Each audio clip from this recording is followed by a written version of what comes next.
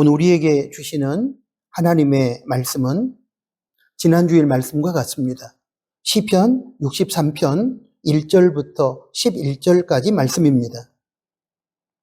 하나님이여, 주는 나의 하나님이시라. 내가 간절히 주를 찾되 물이 없어 마르고 황폐한 땅에서 내 영혼이 주를 갈망하며 내 육체가 주를 앙모하나이다. 내가 주의 권능과 영광을 보기 위하여 이와 같이 성소에서 주를 바라보았나이다.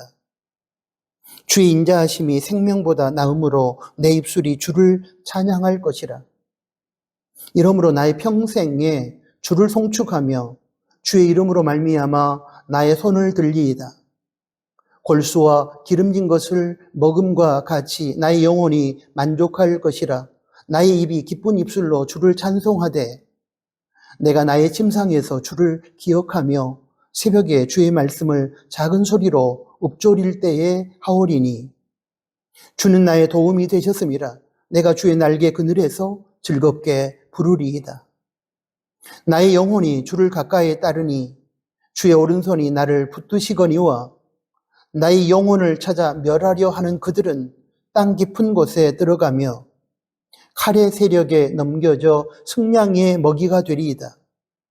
왕은 하나님을 즐거워하리니 주께 맹세한 자마다 자랑할 것이나 거짓말하는 자 입은 막히리로다. 아멘. 방금 봉독한 말씀을 중심으로 해서 오늘은 광야를 지나며라는 제목하에 들려주시는 두 번째 말씀을 받겠습니다. 사랑하는 교우 여러분, 오늘은 지난주일 설교와 같은 제목과 같은 본문으로 말씀을 나누도록 하겠습니다.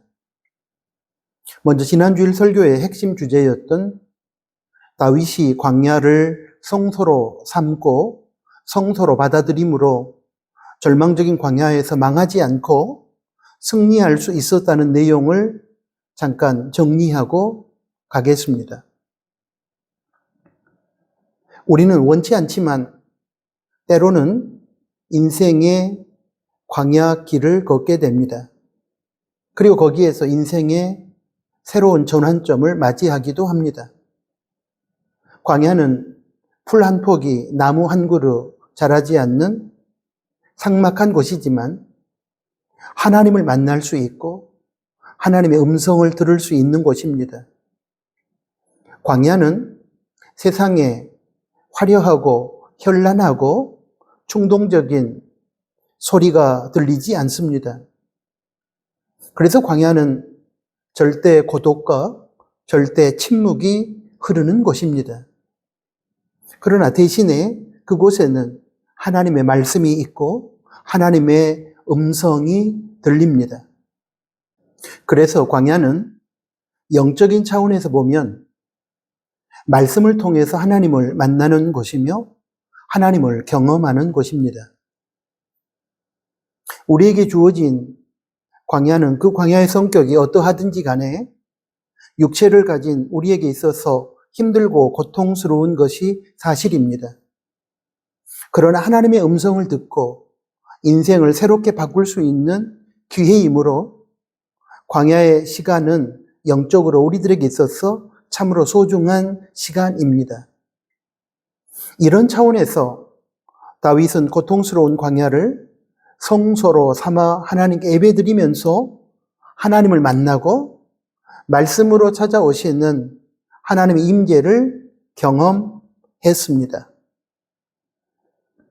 유대인들의 개념에 있어서 선지자는, 즉 예언자는 광야에 있어야 합니다. 그들은 선지자가 하나님의 말씀을 들을 때에는 광야로 나간다고 생각했습니다. 그래서 그들이 광야에 있는 선지자를 만나러 간다는 것은 선지자가 광야에서 들은 하나님의 말씀을 듣기 위해서 광야에 가는 것을 의미합니다. 예수님의 오실 길을 예비했던 세례 요한도 선지자로서 광야에서 살았습니다.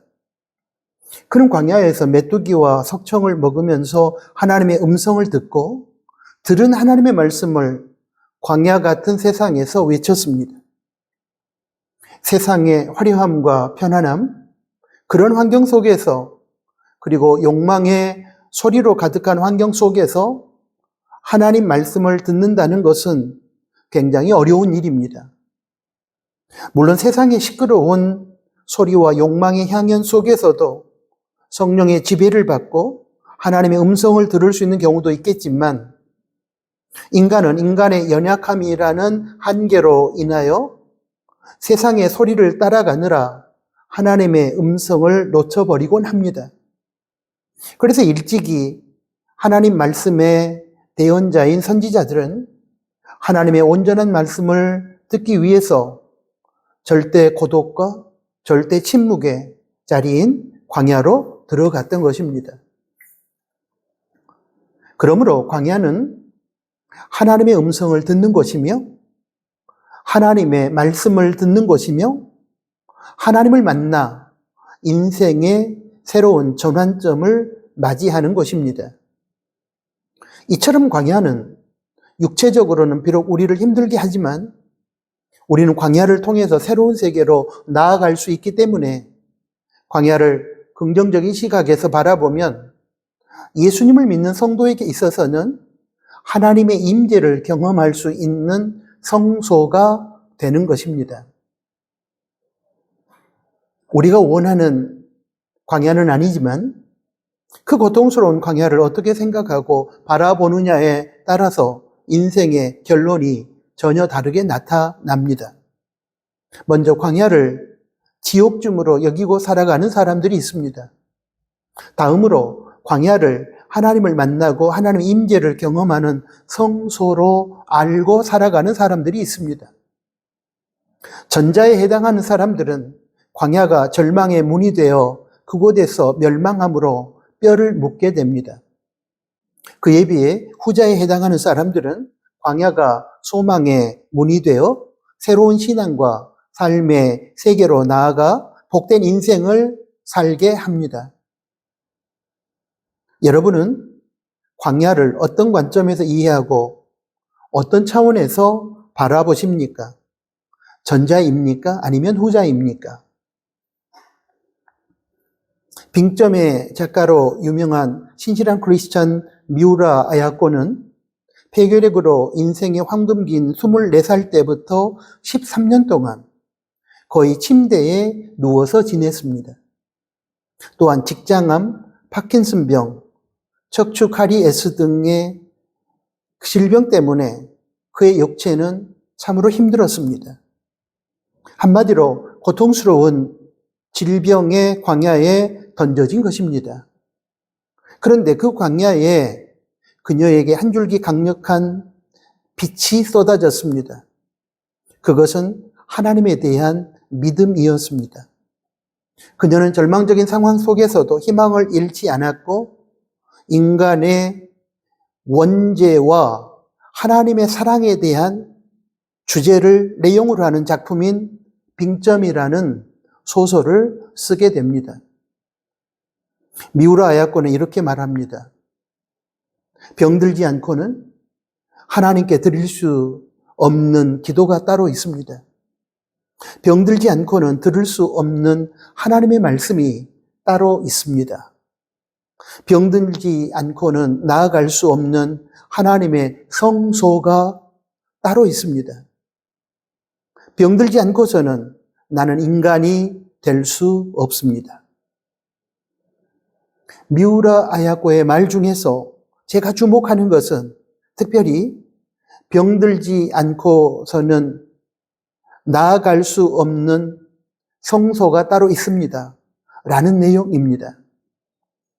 미우라 아야코는 자신의 절망적인 질병의 상황을 하나님을 새롭게 만나는 성소로 삼은 것입니다.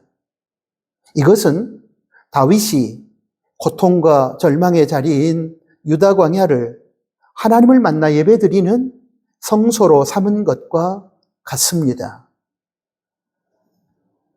미우라 아야코는 고통스러운 질병의 상황, 즉 인생의 광야에서 절망하지 않고 하나님의 말씀을 듣고 하나님의 은혜를 경험함으로 새로운 인생으로 변화되는 체험을 했습니다. 여러분, 광야는 그런 곳입니다. 하나님을 만나서 보통 때는 들을 수 없는 하나님의 음성을 듣고 보통 때는 경험할 수 없는 하나님의 은혜를 체험함으로 인생이 새로워지는 곳입니다. 그녀가 소천하기 직전에 남긴 유언 같은 잠언이 잔잔한 감동을 줍니다. 질병으로 내가 잃은 것은 건강뿐이었습니다. 그 대신 신앙과 생명을 얻었습니다. 이런 경우에 질병이나 가난이나 실패 등의 광야는 하나님을 만나 그 은혜와 능력을 경험함으로 새로운 신앙과 삶으로 나아가게 만들어주는 성소가 되는 것입니다. 미우라 아야코의 이 고백이 다양한 종류, 예를 들면 질병이나 가난이나 궁핍이나 실패나 또는 배신 등의 인간관계로 인하여 고통을 겪는 그런 종류의 광야에서 고통을 느끼며 절망하고 있는 우리 모두의 고백이 될 수 있기를 소원합니다. 이제 지난 주일에 이어 다윗이 고통과 절망의 광야에서 뼈를 묻지 않고 광야의 상황을 돌파하여 승리의 노래를 부를 수 있었던 두 번째 비결을 살펴보겠습니다. 두 번째로 다윗은 광야에서 하나님을 갈망했습니다. 시편 63편 1절입니다. 하나님이여 주는 나의 하나님이시라. 내가 간절히 주를 찾되 물이 없어 마르고 황폐한 땅에서 내 영혼이 주를 갈망하며 내 육체가 주를 앙무하나이다. 다윗은 지금 고통스러운 광야, 최악의 상황에 놓여 있습니다.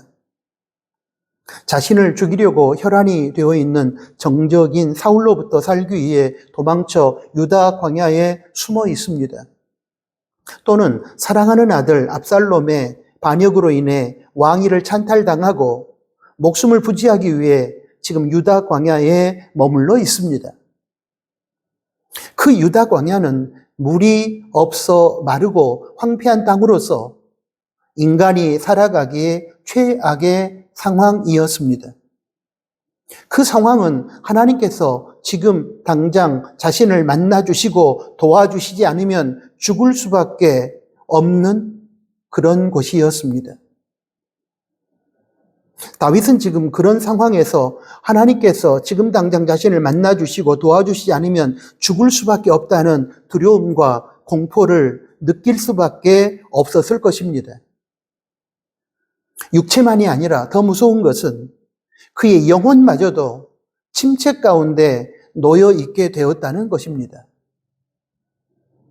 그러한 유다 광야라고 하는 최악의 상황에서 영육이 죽기 직전의 상태에서 지금 다윗은 하나님을 간절히 찾고 있는 것입니다. 지금 다윗은 방금 앞에서 언급한 그런 정도의 차원에서 하나님을 갈망하고 있는 것입니다. 갈망한다는 차원이 어느 정도인가를 잘 설명해 주는 좋은 예화가 있어 소개하고 싶습니다.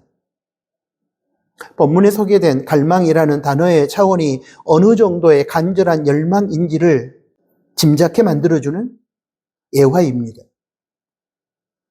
한 수도원에 유명한 스승이 있어서 많은 사람이 이 스승의 가르침을 받고자 몰려들었습니다.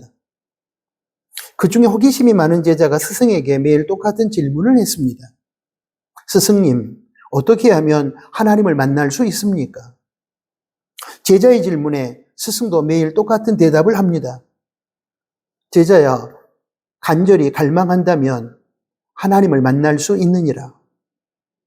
스승님, 저는 온 마음을 다해 하나님을 갈망하고 있습니다. 그런데 왜 그분을 만날 수 없나요? 제자야, 더욱 숨이 막힐 만큼 간절히 갈망하면 하나님을 만날 수 있느니라. 스승과 제자의 동문서답 같은 이 대화는 해답을 얻지 못한 채 오랫동안 반복되었습니다. 어느 날 스승과 제자들이 함께 강에서 목욕을 하게 되었습니다. 모두들 조용히 목욕을 하고 있는데 그 제자가 또 질문을 했습니다. 스승님, 어떻게 하면 하나님을 만날 수 있습니까? 스승은 대답 대신 제자의 곁으로 살며시 다가갔습니다. 그리고 갑자기 제자의 머리를 물속 깊숙이 밀어 넣었습니다. 스승은 제자가 필사적으로 몸부림칠 때까지 놓아주지 않았습니다. 제자는 의식을 잃기 바로 직전까지 물속에서 허우적거렸고 이를 본 다른 제자들이 스승을 말렸습니다. 숨을 돌리고 정신을 차린 제자에게 스승이 물었습니다. 내가 너의 머리를 물속에 넣었을 때 왜 그렇게 몸부림을 쳤느냐? 예, 스승님, 숨이 막혀 죽을 것 같아 그랬습니다. 제자야, 바로 그것이다. 하나님을 숨 막히도록 간절하게 찾는다면 반드시 하나님을 만나게 될 것이다. 그렇습니다. 다윗이 고통스러운 최악의 환경인 광야에서 하나님을 갈망하였다고 했을 때의 차원은 하나님께서 만나주시면 좋고 만나주시지 않아도 상관없다는 식의 그런 차원의 갈망이 아닙니다. 하나님께서 지금 저를 만나주시지 않으면 저는 당장 죽습니다. 저는 지금 고난의 현실로 인해 숨막혀 죽기 직전이니 지금 당장 저를 만나주시지 않으신다면 저는 정말로 죽습니다. 그러니 저를 좀 살려주시고 저를 만나주십시오. 라는 정도의 목숨을 거는 차원의 갈망입니다. 위기 후 광야길에서 우리는 하나님을 만나고 싶다고 갈망하면서 과연 어느 정도의 간절함을 가지고 하나님을 갈망했는지 돌아봐야 할 것입니다. 목숨을 걸고 지금 당장 하나님을 만나지 못하면 저는 죽을 수밖에 없다는 그 정도의 간절함을 가지고 하나님을 갈망했는지 우리는 돌아봐야 합니다. 분명한 것은 방금 앞에서 언급한 그 정도의 간절함을 가지고 하나님을 갈망한다면 우리 모두 다 하나님을 만날 수 있다는 사실입니다. 잠언 8장 17절에 보면 하나님께서 분명히 우리에게 그렇게 약속하셨습니다. 제가 그 말씀을 읽어드리겠습니다. 나를 사랑하는 자들이 나의 사랑을 입으며 나를 간절히 찾는 자가 나를 만날 것이라. 이런 차원의 갈망에 대하여 시편 42편 1절부터 2절까지 말씀은 이렇게 적고 있습니다. 하나님이여, 사슴이 시냇물을 찾기에 갈급함같이 내 영혼이 주를 찾기에 갈급하나이다.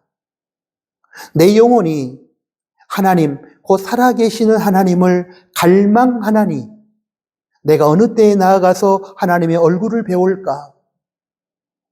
여기서 하나님을 찾는 시편 기자의 갈망에 대한 차원이 사슴이 시냇물을 찾기에 갈급함 같다고 기록하고 있습니다.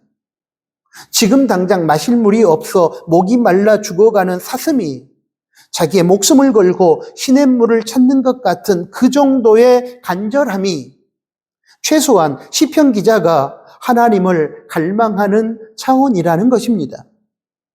즉, 지금 당장 하나님을 만나지 못한다면 죽을 수밖에 없다는 절박함 속에서 하나님을 간절히 찾는 그런 정도의 갈망이라는 것입니다. 이런 정도의 절박함을 가지고 하나님을 간절히 열망하는 자가 하나님을 만날 수 있다고 하는 것이 시편 42편 1절부터 2절까지와 그리고 오늘 본문 말씀인 시편 63편 1절 말씀의 교훈입니다.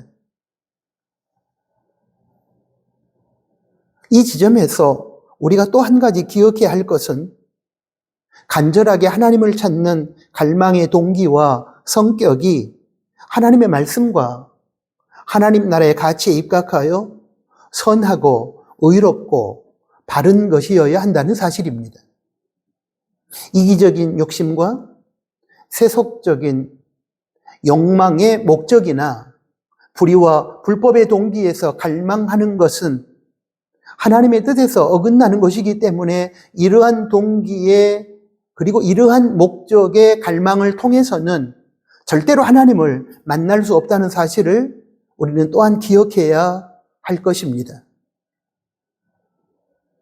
영적인 차원에서 뿐만 아니라 이 땅의 역사 발전이나 세상에서의 자기 소원의 성취를 경험한 사람의 경우도 역시 동일하게 갈망을 통해서 모든 것이 가능했음을 우리는 성경의 기록과 우리의 역사와 개인의 경험 속에서 확인할 수 있습니다.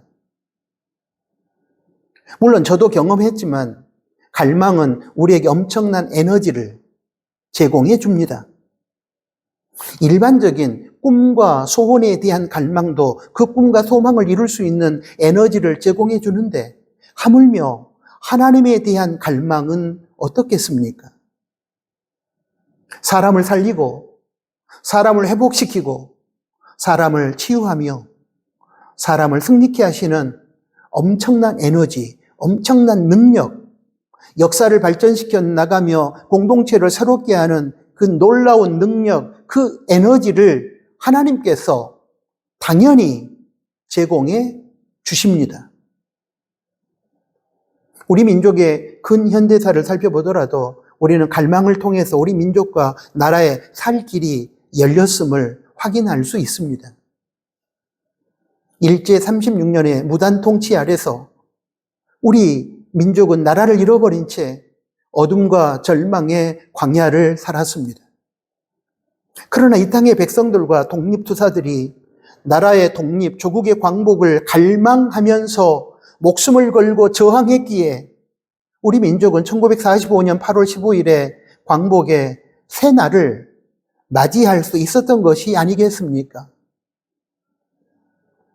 이승만 정권의 독재, 박정희 군부의 쿠데타와 독재, 그리고 전두환 신군부의 쿠데타와 독재, 윤석열 세력의 불법적인 비상계엄과 내란으로 인한 불의와 불법의 어두운 광야에서 이 땅 시민들의 민주화에 대한 갈망이 그때그때의 독재와 내란을 종식시키고 민주공화국을 지켜온 것이 아니겠습니까? 일제 36년의 무단통치와 6.25 한국전쟁으로 인해 가난과 궁핍의 광야에서 방황하던 우리 부모님 세대, 할아버지, 할머니 세대, 그 기성세대가 다음 세대에게는 이 가난을 물려줄 수 없다는 갈망을 가지고서 산업 현장에서 땀과 눈물과 피를 쏟아 부었기에 우리는 2023년 기준으로 해서 세계 10대 경제대국의 반열에 들지 않았습니까? 나라를 잃어버린 슬픔의 광야에서 쿠데타와 독재와 내란이라고 하는 불의의 광야에서 가난과 궁핍이라고 하는 고통의 광야에서 힘들고 어렵다고 해서 낙심하고 절망하거나 운명이려니 생각하며 체념하고 살았다면 과연 광복과 민주화와 산업화를 꿈꾸고 갈망하지 않았다면 어쩌면 우리 민족은 지금도 나라 없는 소름의 광야, 독재의 어두운 광야, 가난과 궁핍의 고통스러운 광야에서 헤매다가 뼈를 묻고 멸망했을 것입니다.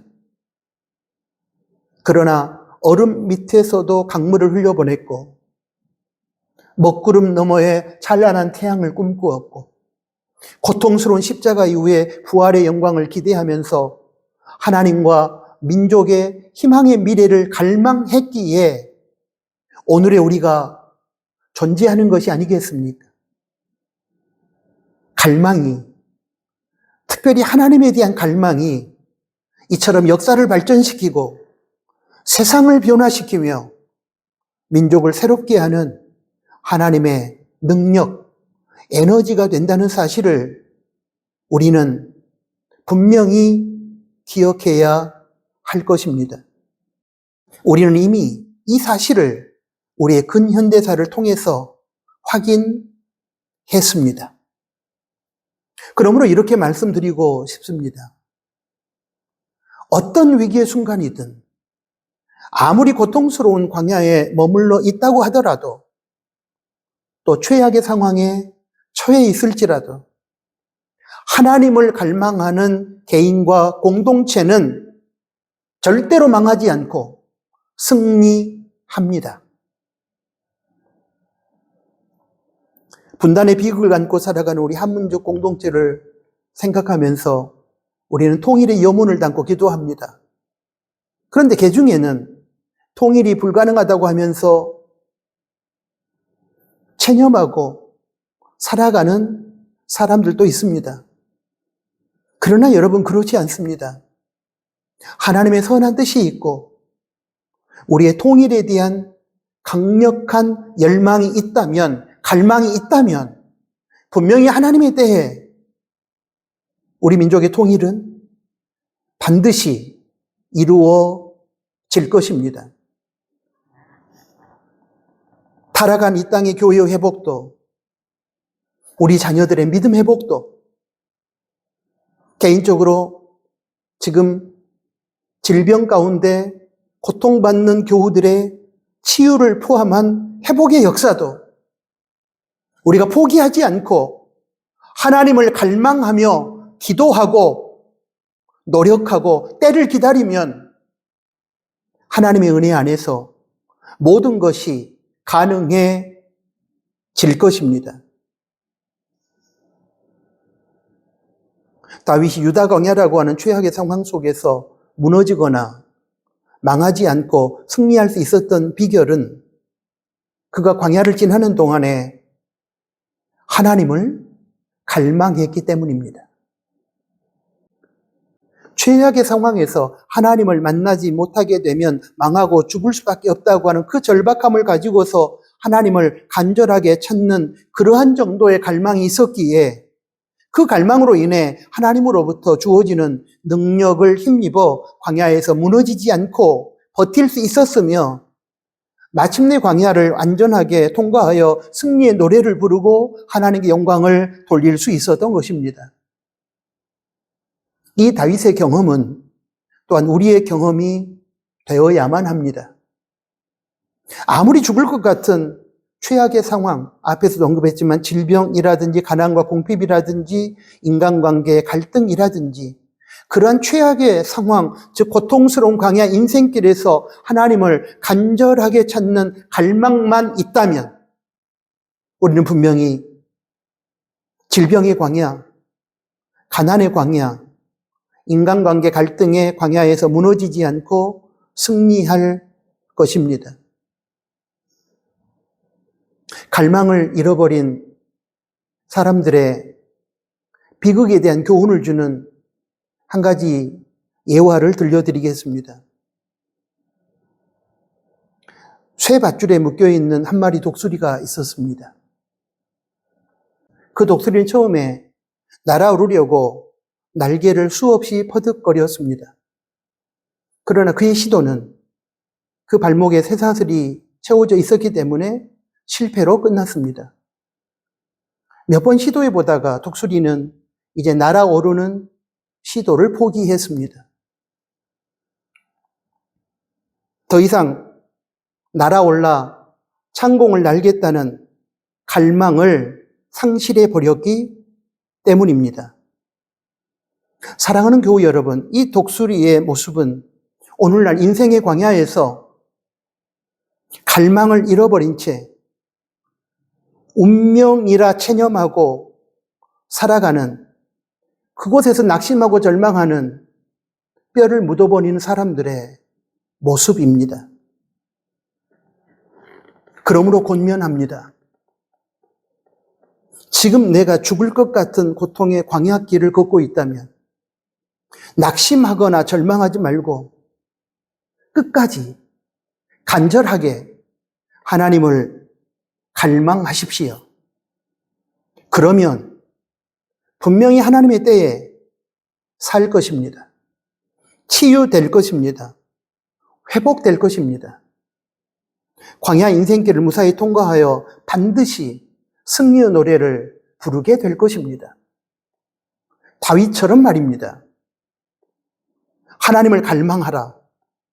그것이 광야 인생길을 걷고 있는 우리를 향한 하나님의 두 번째 뜻입니다.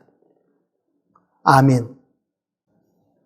사랑하는 아버지 하나님, 힘들고 고통스러운 광야 인생길을 걸어가면서 우리가 낙심하고 절망하지 않고 멸망하지 않는 비결을 오늘 두 번째로 가르쳐 주셔서 감사합니다. 어떤 위기의 상황에서도 하나님을 향한 갈망이 있다면 하나님이 주어지는 능력을 힘입어서 우리는 분명히 광야길에서 무너지지 않고 그 광야를 통과하여 승리의 노래를 부를 수 있음을 가르쳐 주셔서 감사합니다. 우리 앞에 놓여 있는 산적해 있는 문제들 앞에서 우리가 낙심하고 절망할 때 하나님을 기억하게 하시고 하나님을 갈망함으로 민족 공동체나 교회 공동체, 우리 가정 공동체, 우리 각자 개인에게 있어서 우리 힘으로 풀 수 없었던 수많은 난제들을 하나님을 갈망함으로 하나님이 주시는 능력을 힘입어서 극복하고 승리의 노래를 부르고 하나님께 영광을 올려드리는 귀한 나누는 가족들이 되게 하여 주십시오. 예수님의 이름으로 기도합니다. 아멘.